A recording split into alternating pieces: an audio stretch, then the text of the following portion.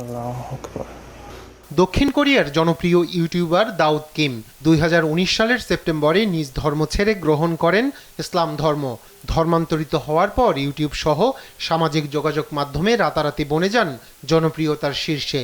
জনপ্রিয় এই ইউটিউবার তার নিয়মিত ব্লগে ইসলামিক কন্টেন্ট, নামাজ পড়ার ভিডিও সহ সামাজিক নানা বিষয় পোস্ট দিয়ে আলোচনায় থাকেন নিয়মিত। আসসালামু আলাইকুম ওয়া রাহমাতুল্লাহি ওয়া বারাকাতুহু। দাউদ কোরিয়ায় মসজিদ নির্মাণের ইচ্ছার কথা তুলে ধরেছিলেন তার একাধিক ভিডিওতে। অবশেষে বাস্তবে রূপ নিল সেই ইচ্ছা। দেশটির ইনচিয়ন প্রদেশের ইয়ংজং দ্বীপে নেমে পড়েন মসজিদ নির্মাণে। এক ভিডিওতে তার সঙ্গে লোকজনকেও পরিচয় করিয়ে দেন তিনি।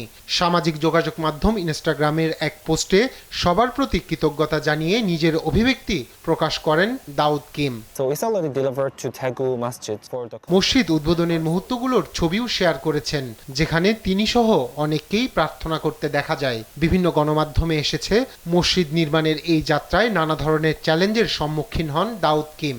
$1,36,500 মসজিদের জন্য জমি কেনেন তিনি। এই অর্থের বেশিরভাগই আসে অনুদান থেকে। তবে মসজিদ নির্মাণ করতে যেয়ে স্থানীয়দের বিরোধিতার মুখেও পড়তে হয় তাকে। এত সব বাধা সত্ত্বেও এগিয়ে যাচ্ছে মসজিদ নির্মাণের কাজ। রায়হান কবির শুভ্র, নিউজ ডেস্ক, দেশ টিভি।